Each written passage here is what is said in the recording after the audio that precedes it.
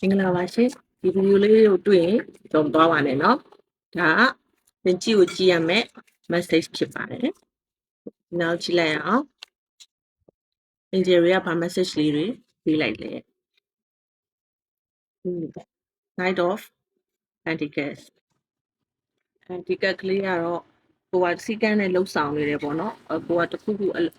အလုပ်တွေပါတယ်ဒါမှမဟုတ်လဲကြောင်းတက်ဖို့ပါညာအဲ့လိုမျိုးဆိုရင်စီနဲ့ကန်နဲ့လှုပ်ဆောင်နေတာဖြစ်တဲ့အတွက်ဒါအောင်မြင်ခြင်းလမ်းစာကိုရောက်နေတယ်ဆိုတော့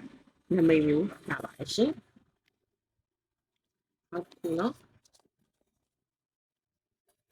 ဒီကျေရပါ message တွေပေးနေလဲဟောတာ1 minuteနော်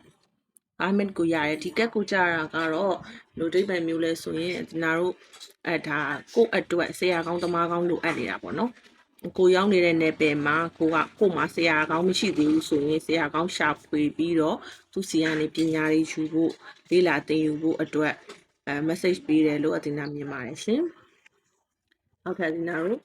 ဘာ message လေးရနိုင်မလဲတစ်ချက်ကြည့်ပါမယ်နော်ဒါကတော့ဒီကက်ကလေးကိုကြားရဲဆိုတော့အခုဒီagent ဒီ message လေးကိုကြည့်နေတဲ့လူတွေကစိတ်တွေအရန်ကိုပင်ပန်းပြီးတော့မောပန်းနွမ်းနေနေတယ်အခုလက်ရှိရောက်ရှိနေတဲ့အချိန်ကာလမှာစိတ်အရန်ပင်ပန်းနေတယ်ဆိုတဲ့ message မျိုးရတယ်ပေါ့နော်အားလုံးကိုဆုံးရှုံးရတယ်လို့မျိုးသူကအရန်ကိုထိခိုက်နာကျင်နေတယ်အဲ့လိုမျိုးဖြစ်နေပါတယ်ဆိုတော့သူရဲ့နောက်မှာဆွဲတဲ့ကက်ကလေးအောင် Knight of Cups ပါ Knight of Cups ဆိုရင်သူကအလင်းစလိုမလုပ်ဖဲနဲ့ဖြည်းဖြည်းစစ်စစ်နဲ့ကြပေါ့နော်ဖြည်းဖြည်းစစ်စစ်နဲ့အလုပ်ဆောင်မှုကိုယ့်ရဲ့ emotion ကိုအများကြီးထိန်းချောင်းဖို့အတွက်ဒါကတတိပေးတဲ့ message လို့ဒီနာမြင်ပါတယ်ရှင်ဆိုတော့အခုဒီ message angel message လေးကိုကြည့်သွားတဲ့လူတွေကတော့ကိုလုံးနေတဲ့အတိုင်းပဲစီစနစ်ကြားလှုပ်ဆောင်သွားပါ